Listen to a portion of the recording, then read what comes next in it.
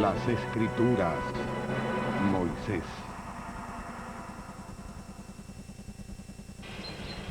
En este episodio nos preguntaremos si existe algún fundamento histórico que corrobore una de las más grandes historias que se hayan contado.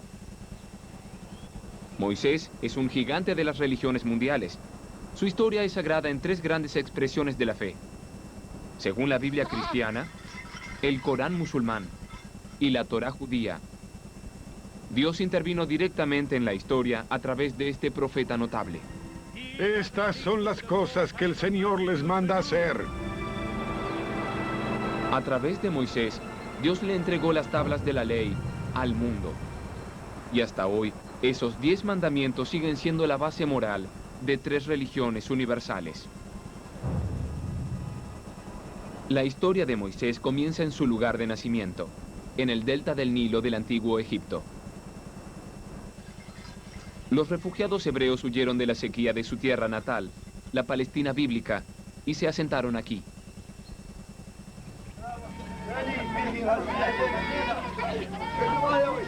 De acuerdo con la Biblia, los problemas comienzan cuando el faraón de Egipto se entera de que los hebreos, luego llamados israelitas, se multiplican con más rapidez que su propio pueblo. Las parteras reciben la orden de matar a todos los varones hebreos recién nacidos. Una madre desesperada oculta a su bebé varón en una canasta hecha de juncos que deja en las aguas del Nilo. Ese bebé es Moisés. Milagrosamente hallan y rescatan al niño. Un comienzo mágico para la historia de Moisés. Pero, ¿es cierto? Hasta hace poco la mayoría de los historiadores decían que no. La razón era muy simple. La historia de Moisés es muy similar a un mito de Babilonia, actualmente la moderna Irak, acerca de un rey llamado Sargón, que siendo bebé fue hallado en una canasta en el río. Los primitivos, sabemos que la Biblia se escribió mucho tiempo después de los eventos que describe. Entre los años 600 y 300 a.C., los escribas hebreos se dispusieron a registrar todos los relatos antiguos de su pueblo que habían pasado de generación en generación. Pero, ¿es posible que los escribas agregaran un poco de condimento a esas viejas historias para hacerlas más cautivantes? ¿Es posible que inventaran la historia de Moisés, la canasta y el rescate? Ciertamente lo es. Sabemos que en el año 587 a.C., los babilonios capturaron a los hebreos que se habían exiliado en Babilonia por un tiempo. Allí pudieron haber conocido la leyenda de Sargón y pudieron haberla incluido en la historia de Moisés cuando regresaron, cerca del año 530 a.C. Pero si la historia no provino de Babilonia, sino de Egipto, eso cambiaría todo. El egiptólogo Jim Hofmaier estudió la Biblia en hebreo original para descubrir de dónde provino realmente el relato.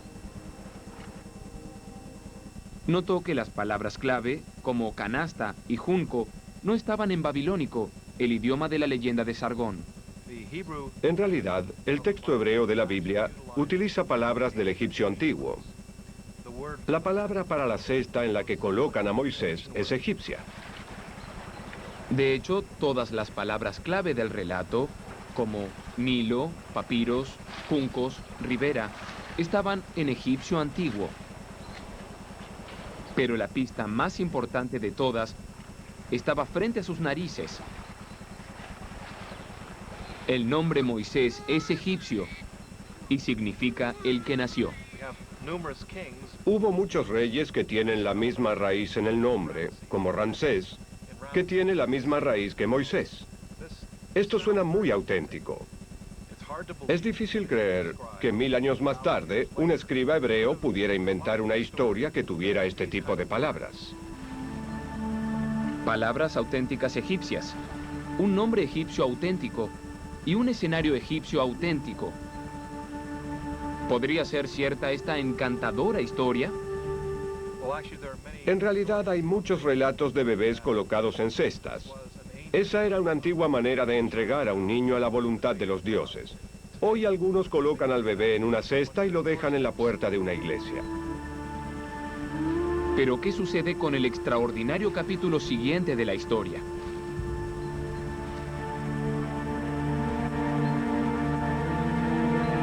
La Biblia asegura que Moisés fue rescatado por la hija del faraón, o según el Corán, por su esposa. Ella lo adoptó. El niño fue afortunado por sobrevivir en el río, pero que un inmigrante pobre fuera rescatado por la realeza y criado como un príncipe es digno de un cuento de hadas. Sin embargo, en el antiguo Egipto, esa idea no era tan descabellada. Los faraones guardaban registros. Allí se muestra que los palacios tenían guarderías donde se educaba a los niños de la realeza.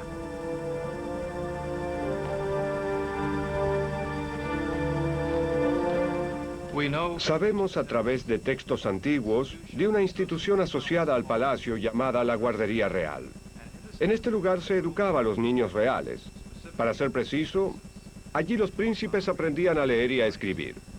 De hecho, tenemos el testimonio de algunos escribas que contaron que su maestro los golpeaba cuando holgazaneaban y se aseguraba de que escribieran correctamente.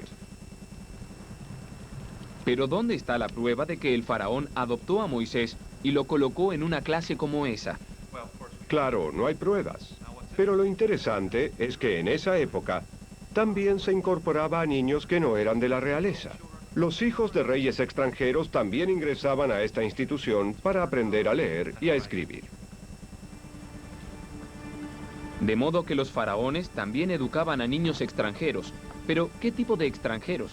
¿Cómo sabemos que los hebreos estuvieron alguna vez en Egipto? Aquí nuestra búsqueda del verdadero Moisés se topa con un obstáculo enorme.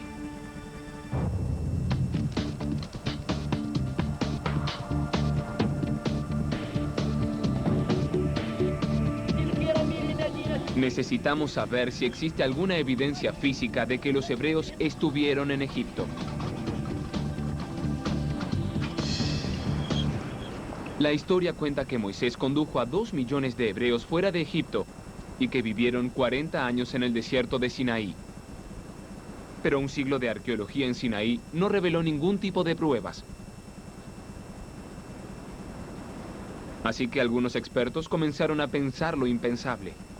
Si los hebreos nunca estuvieron en Egipto, quizás toda la epopeya fue un relato de ficción, creado para darle al pueblo una historia y un destino.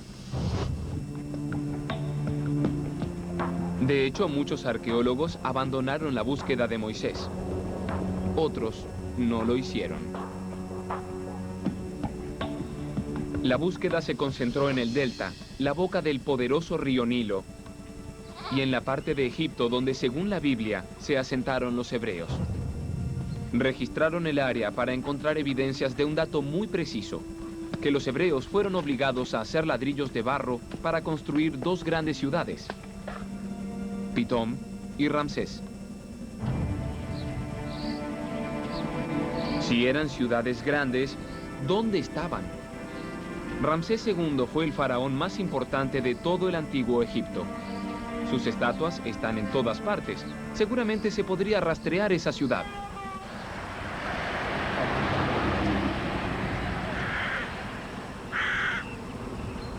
Pero cuando buscaron alrededor del delta, no se halló ningún resto.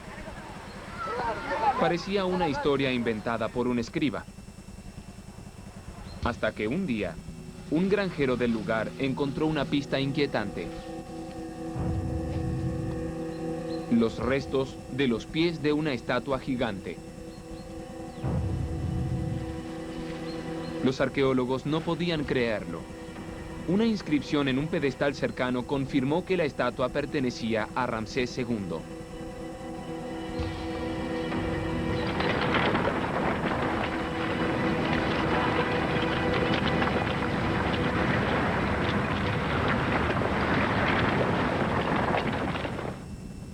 Pero una estatua no es una ciudad. Para probar que allí había una ciudad, los arqueólogos debían hallar restos de construcciones con ladrillos de barro. En 1970, equipos de arqueólogos egipcios y alemanes comenzaron a relevar el área en busca de la ciudad perdida de Ramsés. Gradualmente desenterraron restos de casas, templos e incluso palacios. Si se trataba de una ciudad antigua, en otra época hubiera llevado varias generaciones excavarla por completo. Pero hoy, con la tecnología moderna, los arqueólogos pueden detectar cimientos en lo profundo de la tierra y trazar un mapa de toda la ciudad en pocos meses. Ciudad. Era una de las más grandes del antiguo Egipto. Se construyó alrededor del año 1250 a.C. Allí vivían 20.000 egipcios.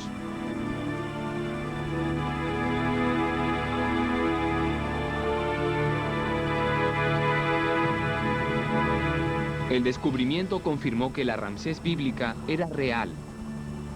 El nombre no lo inventó un escriba.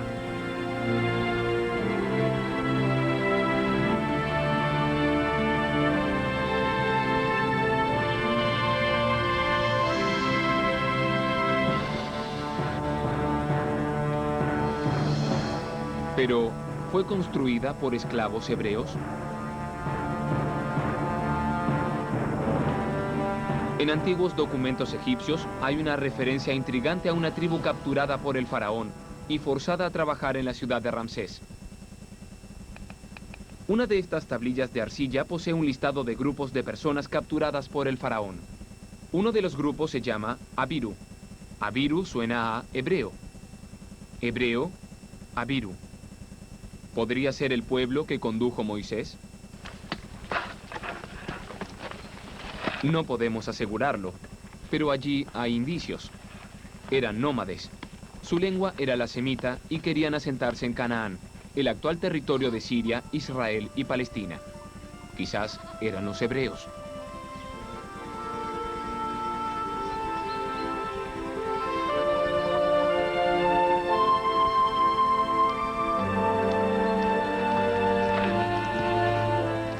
Una vez que los expertos probaron que un pueblo judío o semita vivió en Egipto, las cosas mejoraron para Moisés. Quizás no era ninguna fantasía. Era el momento de revisar su vida adulta, su vida como líder y hacedor de milagros. Según la Biblia, un día abandonó los lujos del palacio de Ramsés para estar con los esclavos hebreos que fabricaban ladrillos de barro.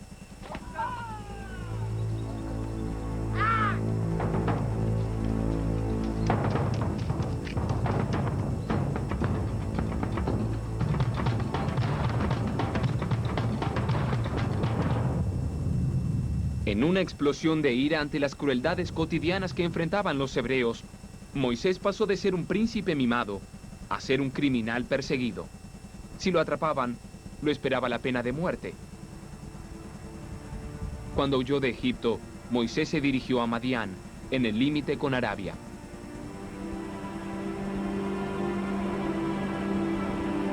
En ese entonces era casi como ahora. Un desierto árido en el que las tribus beduinas viven a duras penas. Según la historia, Moisés defiende a unas hermanas acosadas por unos hombres mientras cuidaban sus ovejas. El padre de ellas, Jetro, un sacerdote, lo recibe y le ofrece la mano de su hija Séfora como muestra de gratitud. Moisés permaneció allí durante 60 años, viviendo tranquilamente como pastor. Luego, cuando tenía 80 años, ocurrió algo que cambiaría el curso de la historia.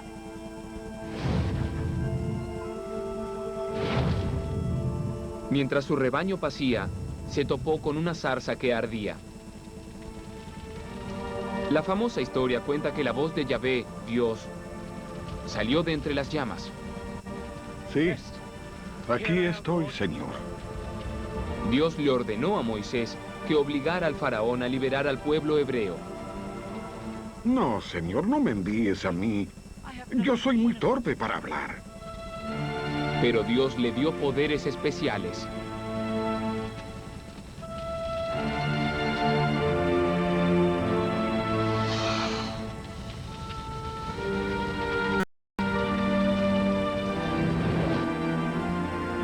Es posible que Moisés haya escuchado la voz de Dios. No podemos probarlo. Es una cuestión de fe. Pero Clinton Bailey, la máxima autoridad sobre tribus nómadas beduinas que hoy habitan la península de Sinaí, cree que en el desierto tal experiencia es absolutamente posible. Para sobrevivir aquí, con este calor y esta desolación, debes estar cerca de Dios. Yo vi a beduinos orando solos en medio del desierto.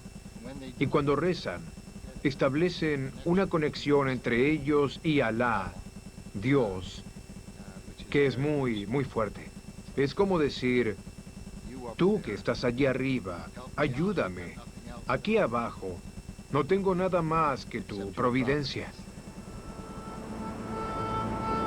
Cualquiera haya sido el motivo, fue un momento clave, ya que a partir de entonces Moisés, un anciano de 80 años, decidió conducir a su pueblo fuera de Egipto, hacia la tierra de la miel y la leche.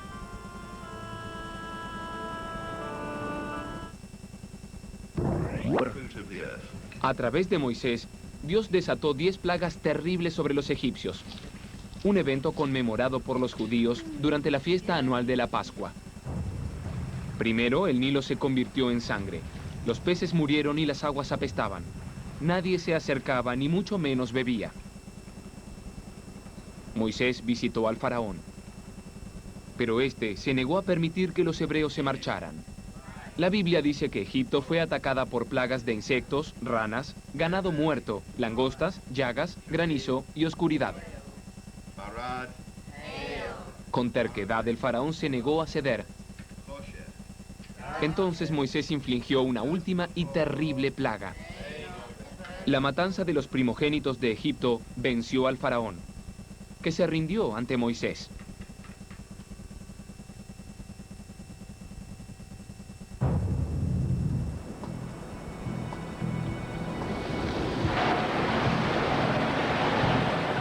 En la Biblia, aquellas plagas eran actos de Dios, que obraba a través de la naturaleza. Pero ¿existen pruebas de estos eventos naturales tan espectaculares? Este es el río Neuse, en New Bern, Carolina del Norte, sitio de un desastre ambiental misteriosamente similar a algunas de las plagas de Egipto. Parecían haberse convertido en sangre. ¿La causa? Peces muertos. En los últimos 10 años perdimos más de 1.000 millones de peces. Este río realmente se tornó del color de la sangre. Pero iba a ocurrir algo peor. Los nadadores, e incluso las personas que trabajaban cerca del río, comenzaron a tener lastimaduras extrañas en las extremidades. Así como los peces se enfermaban, la gente también. Mucha gente tenía lastimaduras en el cuerpo iguales a la de los peces. Traerá enfermedad y guerra sobre nosotros.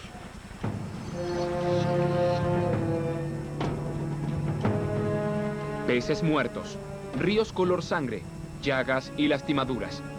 Las personas usaban la palabra bíblica para describir la catástrofe. La causa de todo fue la mutación genética de un microorganismo marino llamado Pfisteria.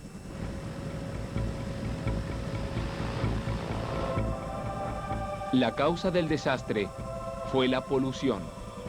Y fue aún peor cuando el río se desbordó. John Marr, un epidemiólogo que se especializa en desastres ambientales, cree que la polución en el antiguo Egipto pudo causar la primera plaga que mató a los peces y tornó el Nilo en color rojo. Esa misma polución también pudo arrojar a millones de ranas sobre la tierra. La segunda plaga. Si te niegas, cubriré Egipto con ranas. En tierra, las ranas seguramente murieron, lo que provocó un brote de moscas y tábanos. Las plagas tercera y cuarta. Cuando murieron los peces y las ranas, la población de insectos aumentó. Y estos deben haber transmitido enfermedades virales que aniquilaron a los caballos y a todo el ganado. El ganado muerto fue la quinta plaga.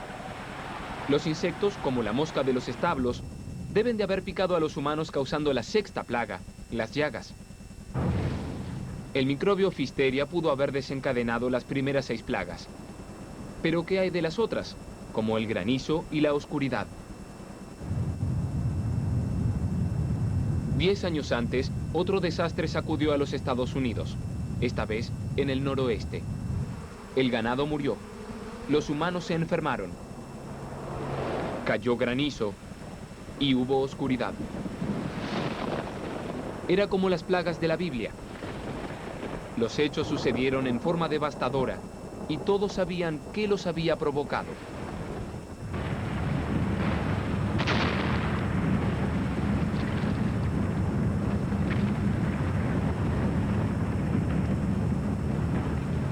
El 17 de mayo de 1980, el volcán del Monte St. Helen hizo erupción y mató a todos los seres vivos que se encontraban a 32 kilómetros a la redonda.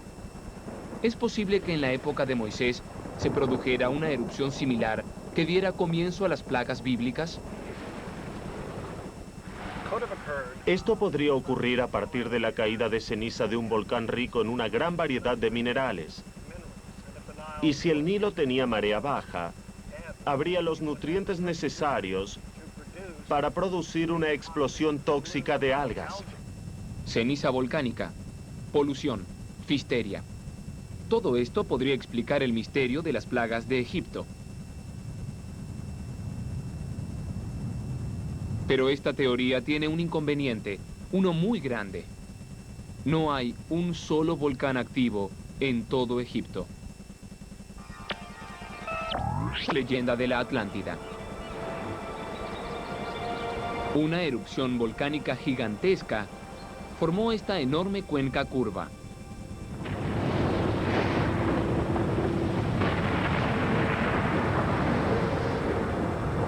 Fue una de las mayores explosiones de los últimos 10.000 años.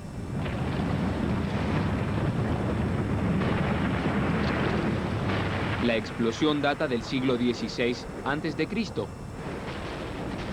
pero ¿pudo afectar a Egipto a 800 kilómetros hacia el sudeste?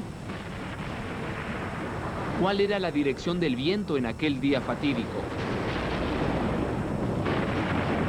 Sudeste, hacia Egipto. Todo esto salió a la luz cuando se recogieron muestras de ceniza del Santorín en el lecho marino. Las mayores concentraciones estaban en dirección al delta del Nilo. Eso aún no prueba que la ceniza llegara hasta Egipto y que verdaderamente cayera en el delta. Para descubrirlo, el Dr. Daniel Stanley, un oceanógrafo del Instituto Smithsoniano, fue al delta y recogió muestras de barro, arena y limo. ¿Está bien? Sí, bien. Sí, /8. Veamos si podemos ponerlo en marcha. En los centros que perforamos, hallamos fragmentos volcánicos que química y ópticamente y en términos de tamaño y forma pueden estar muy relacionados con la explosión del Santorini. El tamaño de los fragmentos de vidrio también le dieron al Dr. Stanley un panorama escalofriante de los efectos de la explosión en el delta. Creo que pudo ser una experiencia aterradora. La explosión debió escucharse y seguramente se sintió la caída de la lluvia de cenizas. Creo que debió ser lo que llamamos uno grande. Con la evidencia de que la nube de ceniza alcanzó el delta, los científicos ahora podrían enfrentarse con la pregunta central. ¿El volcán desencadenó las plagas bíblicas?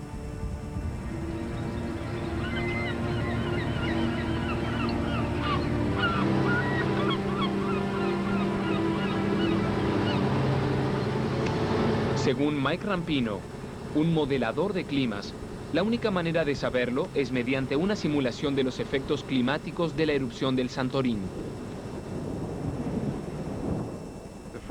Lo primero que deben de haber visto es una nube de ceniza sobre sus cabezas, tan oscura que debe de haber bloqueado el sol por completo. Luego una lluvia de ceniza producida por la nube y tras eso, la clase de clima inusual que se observa tras las erupciones volcánicas. Rayos, quizás granizo. Pero ¿qué hay de las plagas de los peces muertos y los insectos? Si nos concentramos en el área egipcia, estos son resultados nuevos. Vemos que hay sequía y un descenso de las precipitaciones en las tierras altas, donde nace el Nilo. Por lo tanto, debe de haber disminuido el caudal del Nilo. Como el nivel del río bajaba, las aguas comenzaron a estancarse. El río estaba contaminado y de la nube de cenizas llovían minerales tóxicos. El Nilo se convirtió en un cóctel mortal. Las condiciones estaban dadas para que se produjera un brote de plagas. Finalmente, las plagas persuadieron al faraón de que les permitiera a los hebreos marcharse de Egipto. Así comienza una de las más famosas migraciones humanas de la historia, el Éxodo. La Biblia dice que huyeron 600.000, pero solo contaron a los hombres. 600.000 hombres con sus familias son unos 2 millones de personas. Es una imagen cautivante.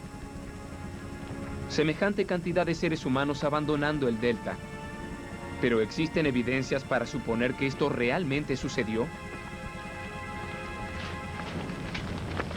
Depende del siglo en el que se lo busque. No hay ninguna evidencia cerca del año 1200 a.C., durante la época de Ramsés II, de un éxodo tan masivo. Es decir, que tal vez la cantidad que estipula la Biblia sea una exageración. Se estima que el ejército egipcio solo tenía entre 25 y 30.000 hombres. Si eso es verdad, los 600.000 israelitas podrían haber vencido a los egipcios e irse cuando lo quisieran. Debe de haber otra explicación para esos números. Creo que la solución no es cambiar lo que la Biblia registró, porque tiene sentido. El problema no es lo que el texto bíblico dice, sino cómo se tradujo e interpretó a lo largo de la historia. La palabra Elef, que significa 1000, está traducida como 600 Elef, que puede ser 1000, significa 1000. Pero en otra parte de la Biblia, esta palabra hebrea se traduce como clan o unidad militar. Si eso es cierto, estamos hablando de una población mucho menor, quizás 25.000 en lugar de millones. 25.000 implicarían un éxodo pequeño, nada parecido a los 2 millones que menciona la Biblia. Hay quienes creen que el número bíblico no es una exageración, pero ¿dónde están las evidencias de ello?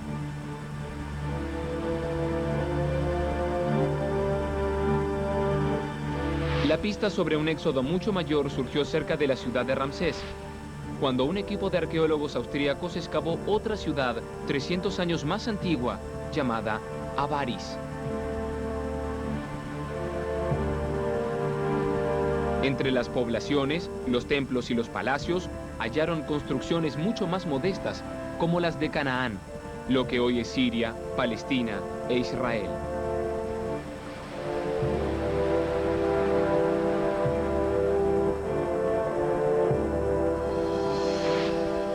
Lo que hallaron fueron fosas funerarias similares a esta reconstrucción, que claramente no eran egipcias.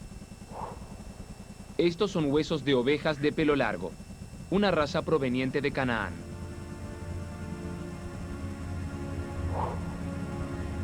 Los esqueletos humanos estaban colocados de lado, en posición de sueño, mirando al este, algo típico de los cananeos. Las armas también eran cananeas. Eran los huesos de un pueblo de habla semita.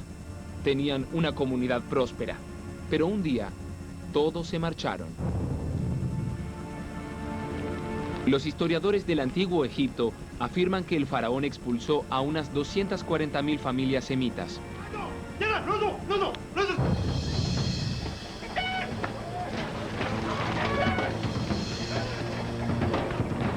Eso es alrededor de 1 millón de personas, un número mucho más cercano al de la Biblia.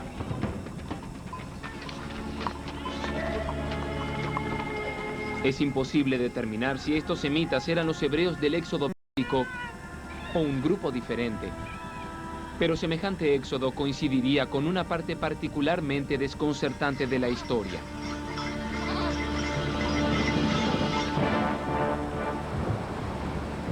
En el relato bíblico, Dios condujo a los hebreos fuera de Egipto a través de una columna de nubes durante el día y una columna de fuego durante la noche. Estas imágenes famosas se consideraron parte del mito. Pero si el éxodo ocurrió en el siglo XVI a.C., podría haber una explicación racional. Las columnas de fuego y nubes estaban inspiradas en una columna de cenizas volcánicas. El problema es que Santorín se encuentra a 800 kilómetros al noroeste del delta del Nilo. Es posible que el volcán no se viera por la curvatura del terreno, pero la columna de humo pudo haberse elevado a unos 40 kilómetros sobre el nivel del mar. Debe de haberse visto a grandes distancias. Las columnas provocadas por erupciones grandes como esta alcanzan la estratosfera. Eso significa unos 20, 30, 40 kilómetros de altura, de modo que la población de Egipto pudo haber visto esta materia elevarse a gran altura. De noche, la estática y todo este material de ceniza en la atmósfera seguramente provocaron relámpagos en la nube.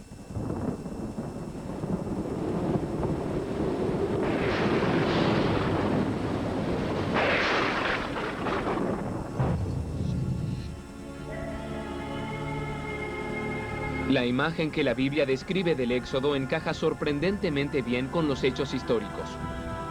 Pero el fantástico clímax de este relato, ¿puede sobrevivir al escrutinio histórico? La Biblia nos cuenta que cuando los hebreos salieron de Egipto, el faraón cambió de parecer en cuanto a su decisión de dejarlos partir.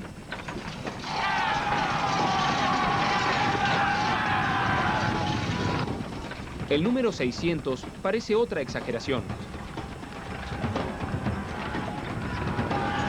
Ninguna evidencia egipcia jamás demostró que Ramsés tuviera más que unos pocos carros. Hasta 1997, el año de un importante descubrimiento en el delta.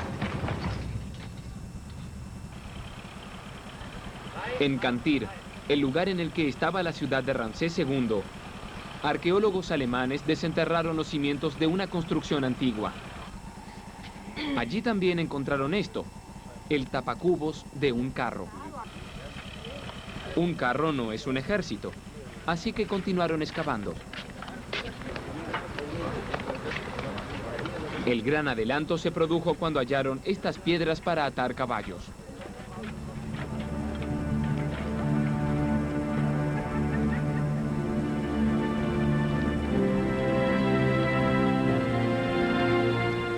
El descubrimiento demostró que este lugar había sido un establo para caballos y carros.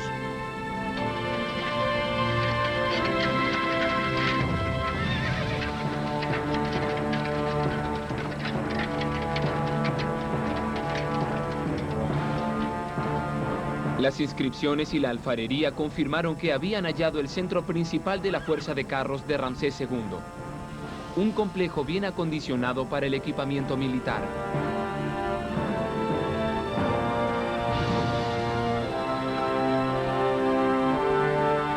Cuando terminaron la excavación, los arqueólogos hallaron tantos establos como para albergar a no menos de 500 caballos y carros.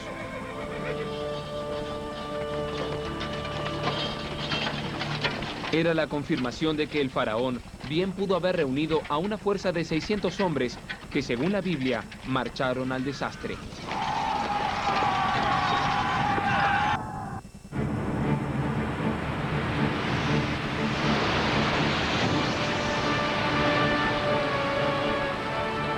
Cuando los hebreos se fueron de Egipto, la Biblia relata la parte más milagrosa de la historia de Moisés: la división de las aguas del Mar Rojo. Las aguas se abrieron, Moisés y su pueblo atravesaron el mar, y este volvió a cerrarse. El faraón y su ejército se ahogaron. Esto es digno de una película de Hollywood. El Mar Rojo es demasiado profundo.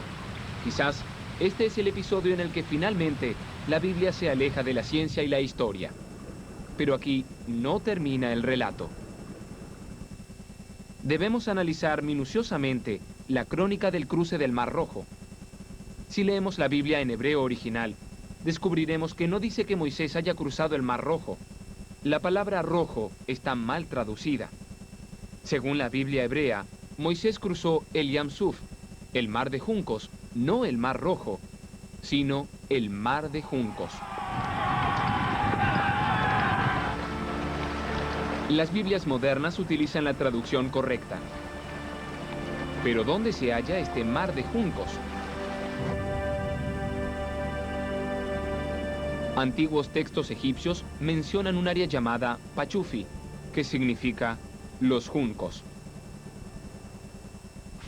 Mediante fotografías satelitales, se hallaron grandes depresiones en el lado oeste del delta, entre el Sinaí y el área de cultivos.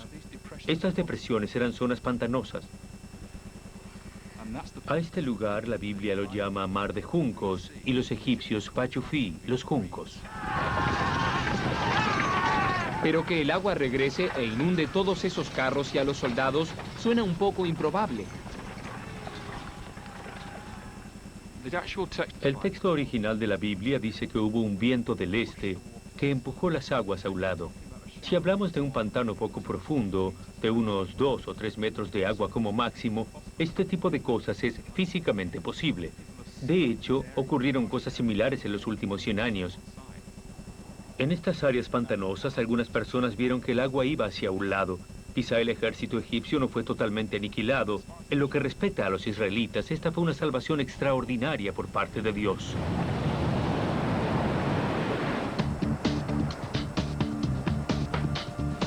La Biblia hebrea relata que las aguas formaban algo similar a un gran cañón de agua. Es posible que esto fuera inspirado por el recuerdo traumático de un cataclismo verdadero.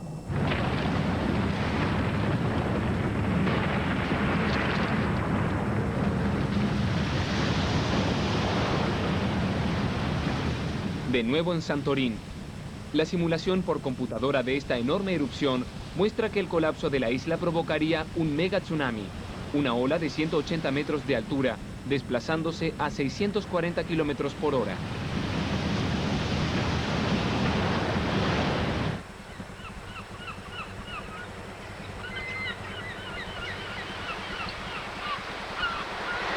Según Floyd McCoy, experto en tsunamis, fue uno de los mayores maremotos de la historia y debió de llegar a Egipto. Créanlo o no, hallamos evidencias en el lecho marino. Los tsunamis rasparon el fondo del lecho marino en el Mediterráneo y afectaron el sedimento. Podemos ver ese sedimento y nos da cierto indicio sobre la dirección que tomaron. Los modelos en computadora nos muestran olas que alcanzaban todo el Mediterráneo y llegaban hasta el delta del Nilo y a la franja costera. Pero ¿cómo podría un tsunami dividir las aguas pantanosas del Mar de Juncos? Si observamos las olas comunes, veremos que por unos instantes, antes de que rompan, el agua se retira de la orilla. Un mega tsunami debe de haber producido un efecto sifón en las aguas de la orilla y de los ríos y lagos cercanos, secando la tierra hasta por 2 horas. Ese es un tiempo suficiente para que las personas lo crucen a pie. Pero quienes perseguían a los hebreos no tuvieron tanta suerte. Cuando llegó al delta, la ola habría caído desde 180 metros hasta 1,80 metros, y los expertos creen que mediría 160 kilómetros de largo. A medida que inundaba ríos y canales, el tsunami cobraba más poder. Su fuerza destructora podría ahogar a un ejército con facilidad. Es una imagen impresionante, pero ciertamente es pura especulación. En 1994, la isla filipina de Mindoro fue azotada por un tsunami y un terremoto. El terremoto provocó una grieta enorme, de 1,5 kilómetros hacia la costa, en el lecho de un lago. Este testigo sintió la sacudida y luego dijo que de pronto vio el agua como una cascada que caía en el centro del lago.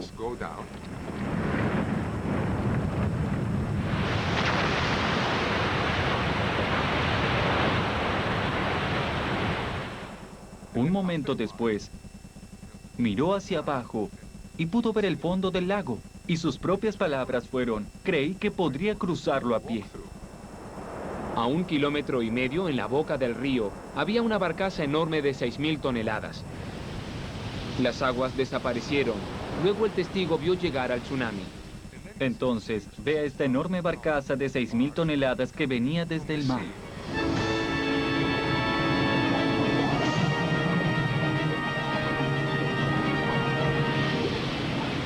El mega tsunami que golpeó el delta del Nilo fue miles de veces más devastador que el de las Filipinas. Lo recordarían por generaciones.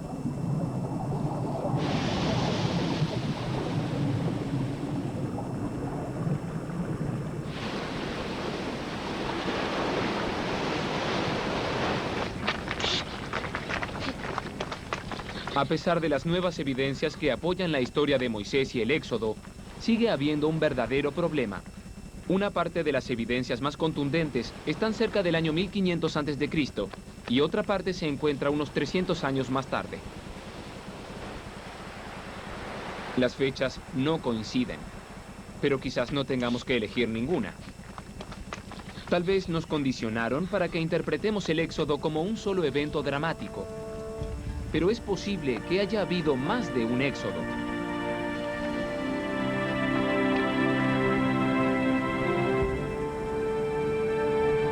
Herschel Shanks, editor de Biblical Archaeology Review, está mejor preparado que la mayoría de la gente para sopesar estas teorías polémicas. Existe una disputa sobre cuándo precisamente ocurrió el éxodo, pero también hay otra teoría según la cual pudo haber muchos éxodos, muchas salidas de Egipto de grupos de esclavos que se consideraban israelitas. Sabemos que había migraciones todo el tiempo, y quizás la más destacada fuera de Moisés. En ocasiones la gente dice: ¿qué evidencias hay de Moisés? No tenemos ninguna evidencia directa de Moisés, pero sabemos que cuando los israelitas se fueron de Egipto, deben haber tenido algún líder. Si no se llamaba Moisés, tenía otro nombre.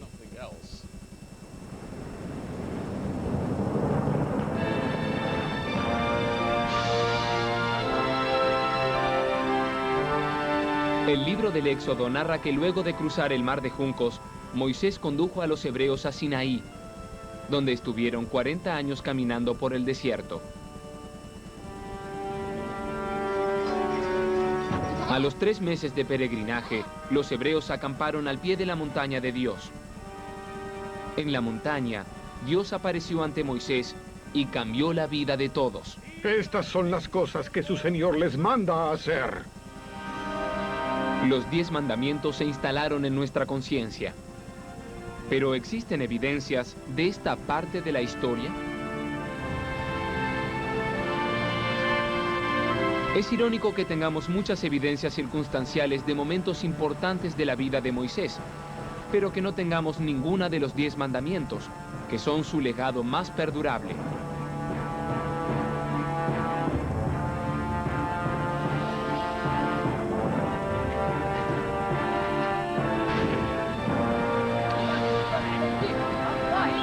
De alguna manera, todos somos hijos de Moisés.